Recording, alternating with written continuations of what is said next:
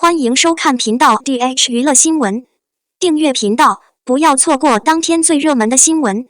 我们今天的时事通讯涵盖以下内容：你好星期六杨紫新造型美得让人窒息，网友热议不输给赵丽颖。杨紫晒出参加你好星期六的美照，新造型中的2条长马尾辫灵动可爱，确实是让人越来越喜欢了。不少网友大呼：紫美，你是不是倒退了？美丽的2个马尾辫有没有邻家小女孩的感觉？全身服装紫白相间，大方典雅又不失活泼。不过这都不算什么，当你看到她那一身具有民族气息的漂亮服饰时，你会更加惊叹。以童星身份出道的杨紫，出道以来给我们带来了很多优秀的作品。或许在大多数人的心目中，杨紫在作品中饰演的角色大多都是比较活泼可爱的。再加上她性格比较外向，走到哪里都像个小太阳，很难想象她穿上具有中国风的连衣裙是一种什么样的感觉。没想到这次她的造型真的很让人意外，她一袭长裙稳重大气，清新脱俗，让人眼前一亮。很多人表示杨紫这次的造型真漂亮，气场一点也不逊于赵丽颖在兔年春晚的造型。要知道，在兔年春晚中，当赵丽颖身穿民族风紫竹裙亮相时，很多人都惊叹她有多漂亮，就像仙女一样。当然，最近负责流量的宋轶也穿着一身漂亮的民族风连衣裙，看起来也潇洒娴静，与众不同。难怪那么多人喜欢白敬亭和她。看完他们的美照，你们觉得3人谁更美呢？你更喜欢谁？杨紫长相思行程安排，一个暑假，一个寒假。网友希望大家不要涌上街头，暑期大戏即将上演。昨天的古装剧《安乐传奇》被认为是同样的，《荷花楼》和《长相思》也将紧随其后。这3部是今夏最值得期待的古装剧。其中，改编自童话同名小说的《长相思》由企鹅影业、星联影业出品，芳芳监制，秦震、杨欢执导，杨紫、张万毅、邓伟执导，戴鲁娃、王弘毅、谭健慈等主演的古装传奇剧。近日有消息称将于7月底播出，而且分2期播出，间隔时间较长，一暑假一寒假，这样的排期方式实在是太神奇了。很快相关条目就成为热搜。其实大多数人都不在乎排期，只要播出，每天看就可以了。尤其目前《长相思》还在审核中，不要带太大的热度，静待播出吧。其实这部剧的设定还不错，远古时代，人、神、魔共存，神农、轩辕、高辛3大王国并立。一直流落荒野的高辛王姬9曜逍遥氏，经历了100年的磨难，他不仅失去了身份，也失去了容貌。文小六，逍遥的表弟轩辕王子轩辕虽然寄人篱下，冬眠不醒，但为了寻找逍遥，他踏遍荒野，来到清水镇。清水镇的日子平淡而温馨，闵小六意外救下了青丘垂死的儿子涂山烬，2人在朝夕相处中逐渐产生了爱情。文小六与9头魔香柳素不相识，惺惺相惜，成了知己。文小六和轩轩相识却不相识，几经周折，他们终于认出了轩轩，并恢复了王姬的身份。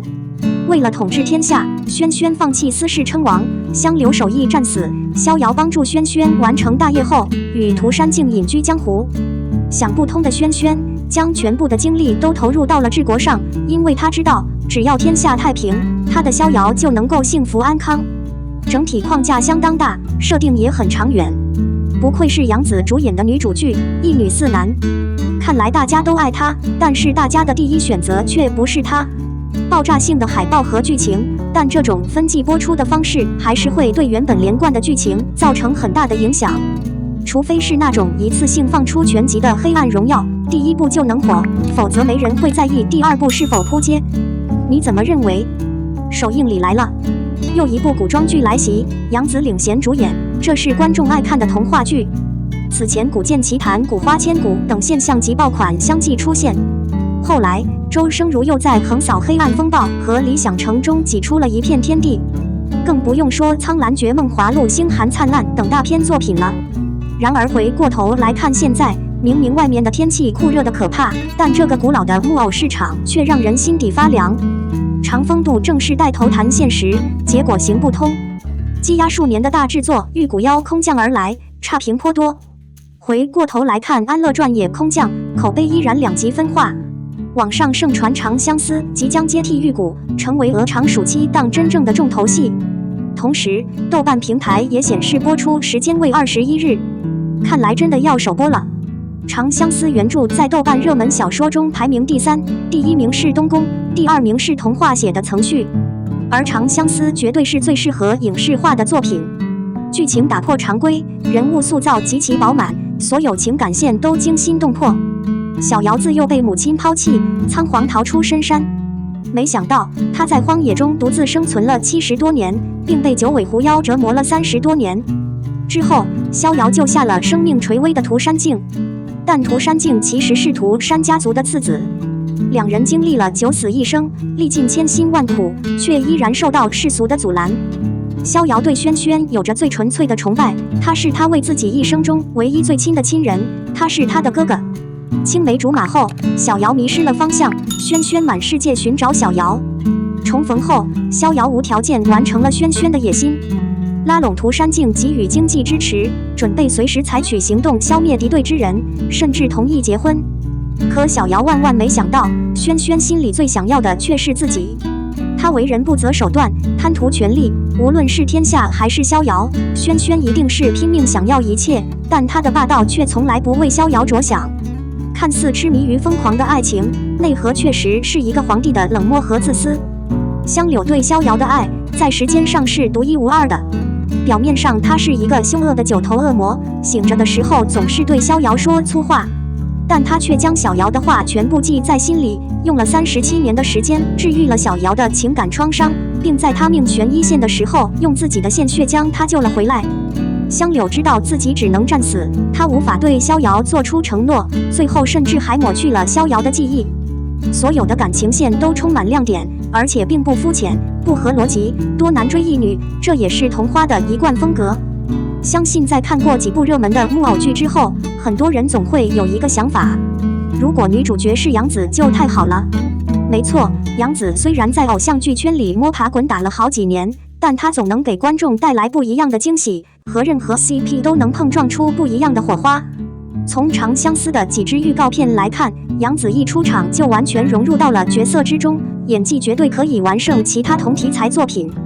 绝望崩溃又平静爆发的震撼，在短短几秒的时间里将情绪传达到了观众的心里。在杨紫身上，无论是超凡脱俗的善良和纯真，还是看到亲人受伤的无奈和痛苦，还是被爱人背后捅刀子的绝望和悲痛，她都演绎得淋漓尽致。说实话，如今还在傀儡圈的演员有几个能演到这种程度？一张严肃的戏脸，从觉醒年代乔家子弟到长相思，别说跨度大美，都受不了，这功力无处施展。看了几轮预告片后，我承认我之前的质疑声太大了。张婉怡和杨紫是一开始相处不太融洽的演员，但是戏份真的很过瘾。她饰演的轩轩是一个疯狂又霸道的皇帝，是那种濒临崩溃却又带着一丝理智的疯狂。与哭得上气不接下气的杨紫形成了极大的反差，感受所流露出来的情绪。最终，他向小瑶吐露了自己的心声，从最初的平静层层到疯狂，他的爱是偏执又疯狂的，似乎从来都不在乎这个消息对小瑶来说有多么的震撼。到了两人刀剑相向的那一幕，轩轩没有说话，但眼神里却充满了戏。观众看到的是整个人静静地站在风中，只有头发蓬乱，但依然能感受到他此时的绝望。谭健次一头银发，在镜子里显得格外引人注目。这种行事风格放在别人身上或许会直接翻车，但恰恰符合他的风格。他饰演的香柳和逍遥的每一场戏都看点十足，即将触碰的嘴唇的克制，坚决带领逍遥逃婚的坚定，以命断骨的释然，真的会让人泪流满面。令人意外的是，邓伟的人气虽然没有张万毅和谭健次高，但一出道依然能把观众的注意力牢牢握在手里，而且有着和其他男主完全不同的风格，温润如玉，带着古典美，尤其是侧脸简直就是杀手锏。女主为了这样的陌上少爷与轩轩反目成仇也是情理之中，实在是等不及了，一个又一个。2023年的傀儡市场真的需要这样一部高质量的作品来拯救市场。02肖战玉骨药中居然梅沟薇娅就做了这个动作，他的粉丝都是诗人。经过详细的描述和大众的思考，仙侠剧《神仙下凡2》引起了热议。其中，观众对主演肖战的精湛表演和仙女形象赞不绝口。他在剧中展现出了超稳定的技术，而且在剧中的他非常帅气。动人的画面展现了肖战旋转跳跃的仙姿。他从你生而高贵的台词中完美诠释了古代傀儡和不朽英雄的形象。此刻的场景简直太惊人了，无论是动作还是气质，肖战都展现出了非凡的才华。除了肖战出色的个人表演外，观众们也很欣赏剧中师徒的互动。朱颜配合石颖的手脚，可爱的让人忍不住笑出声来。观众们纷纷向石颖表达了对朱颜调皮可爱的喜爱。这样的互动让剧情变得更加有趣、生动。在服装和特效方面，《封神榜2》也给观众留下了深刻的印象。剧中服装精致华丽，布景设计细致，再加上精彩的舞剑场景，无不展现出制作团队的用心与匠心。观众表示愿意全程观看如此精美的服装和特效。肖战和任敏的搭档也引起了观众的关注。剧中他们之间的化学反应令人难忘。一系列动画展现了两人的默契配合和精彩表演，观众也越来越被这对可爱的搭档迷住了。相比肖战的痴迷，网友们纷纷表示被肖战的演技和魅力征服了。评论中不乏被诗人附体的网友，他们被剧中的表演所感动，仿佛身临其境。剧中肖战饰演的邵思明形象给观众留下了深刻的印象。他身着黑衣守护苍生，展现出神秘的力量和不朽。观众们被这个形象惊艳到了。不过也有观众表示，邵思明的形象虽然酷，但是缺少了一些仙气元素。总而言之，《神仙2》凭借精湛的演技、华丽的服装和特效，以及肖战和任敏的精彩表演，吸引了很多观众的关注和喜爱。这部剧的动画也成为了很多粉丝的最爱之一。然而令人不解的是，为什么肖战能够在没有使用雕威亚的情况下完成如此高难度的动作呢？他的技术水平超乎想象吗？这个问题引起了观众的热议和悬念，也引发了对肖战的更多期待。只有继续观看后续剧情，才能解开这个谜团。我们的新闻部分文此结束，欢迎把你们的想法留在评论区，大家一起讨论一下。欢迎，也别忘了帮我点个赞加关注谢谢大家。